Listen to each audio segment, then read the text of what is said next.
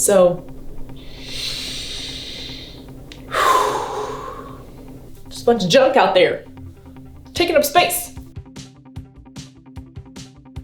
Hey guys, Allie here to give you an intro to eco. How to be eco-friendly as a beginner.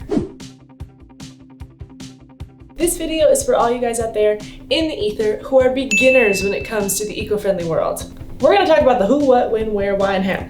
Let's start with the who. You watching this video right now. A lot of my friends and family have told me that when they try and enter the eco-friendly world, it's a bit overwhelming. So I'm here to help you navigate it. Let's move on to the what. I'm not affiliated with any of these products. These are just things that I truly love, and I will have links in the description below if you're interested. But ultimately, I encourage you first to go through what you already have in your home.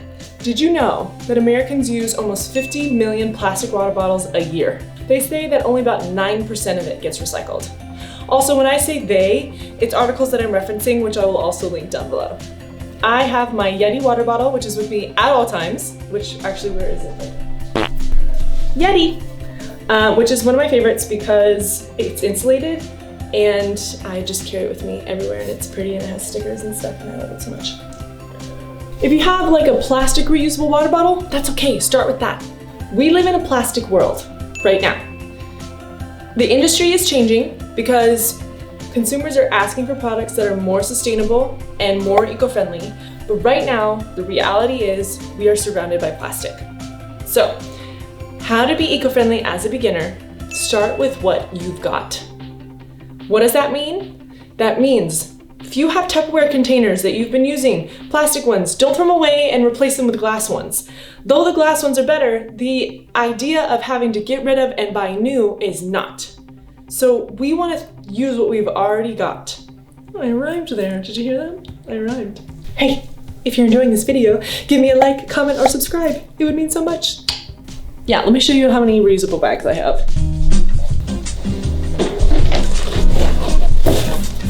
Reusable bags, anyone? Jesus. They're so tempting at the store because every store has them now, but canvas is a great way to go. I've got a canvas tote. My husband is Bulgarian, so this is my Bulgaria bag. And then I've got my Trader Joe's amazing tote. This one fits anything and everything. It has like a waterproof liner on the inside. You gotta have your wine carrier. This one's from State of Bros. This one has my, you know, to carry your wine. How about food storage?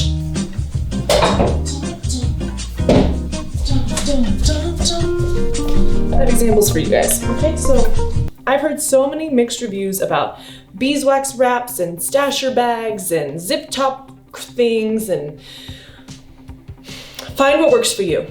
So if you are someone that uses Ziploc bags in your home, can you move away from the plastic produce bags when you go to get your produce from the grocery store? And then these are the produce bags I was talking about. Fill them up with your apples, your oranges, your kale, your carrots, whatever you get from the produce section. And you're not using that single-use plastic, stupid wrap stuff. Another great thing are these stasher bags, but they are a big investment. So if you're someone that uses Ziploc bags, uses the gallon Ziploc bags pretty consistently, maybe consider investing in one of these. Try one and see how it works. If you don't have a dishwasher, I wouldn't suggest it though, because they are hard to clean unless you have a dishwasher. There are things in plastic that I love, like TALENTI ice cream. Please sponsor me. The thing I hate, obviously, is that it's plastic, but what I will do is find ways to use these plastic containers instead. So when we talk about single-use plastic, it's single-use because usually you use it one time and then you throw it away. So how can you make something not single-use? Can you use it twice or thrice? These containers are great for on the go. More things, more examples. So if you're going on a hike, you're not really gonna wanna take a glass mason jar because it's heavy. So these are great to take, especially like to the beach. For your kids, you can put toys in these, you can put snacks in these. These can be reused. I mean, I've had this for a really long time already. Think about ways you can reuse things that you already purchased. So if you're someone that likes to buy yogurt, yogurt comes in plastic tubs, but can you reuse that plastic tub? I have this plastic Ziploc thing. I don't even know where I got it from. It was from someone that gave me soup, and I ended up keeping it because why would I throw this away just because it's plastic? Yes, plastic is bad, but if we're using it, it's good. You're giving it more life, right? So then I know not to buy things. For example, my husband likes to forget his containers at work. So I don't want to give him my nice glass ones because these ones were expensive and these ones are the ones that I use in the fridge. Now, these I really love because you have these flexible lids, but guess what? This is made from plastic. So even though I've got a nice glass, kind of dirty Tupperware, this is plastic. So use what you've got because nobody's perfect. Well, I'm not perfect, you guys. But small changes have a big impact, okay? Food storage options. I really love mason jars.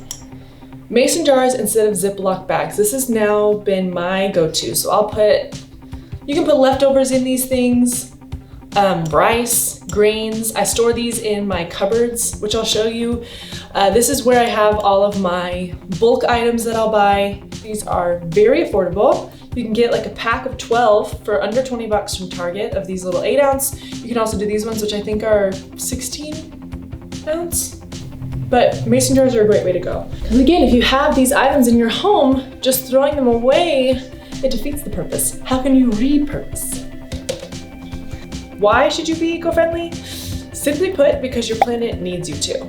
Every day, approximately 8 million pieces of plastic pollution make their way to the ocean.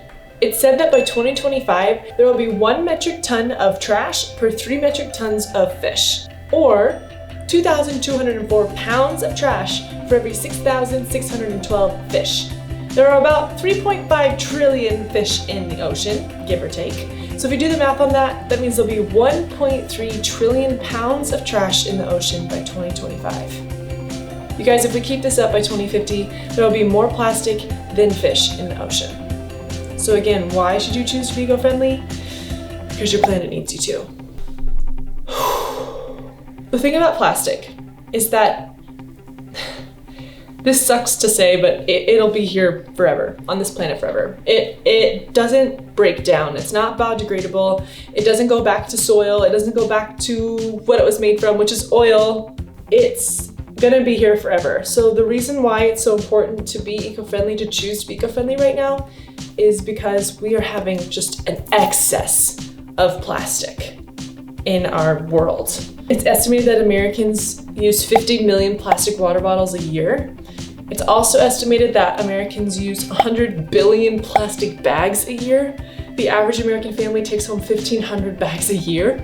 I mean, so many bags. I mean, just looking at my pile of reusable bags right here, that saves so much plastic from being wasted. What's important here is to make small changes that have a big impact. When should you start? Right now. Start with what you have right now.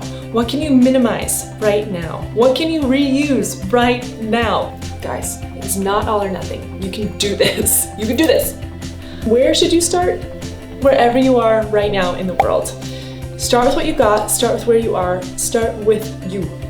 Thank you for being here. Thank you for making this choice. It is a big lifestyle change, but we can start small. And you're gonna feel really good about it because you're gonna see how much less plastic you are consuming because now you're conscious of it. Thank you so much for watching my video. I really appreciate your time. I hope this video can be a guide for you as a beginner in the eco-friendly world. I'm gonna link some other videos below as well, some articles and things that were referenced in this video so that if you wanna know more, if you wanna deep dive down that rabbit hole, you can. There's so much information out there, so don't be afraid to dive in. Whew, it can be kind of scary and kind of sad, but you can do it.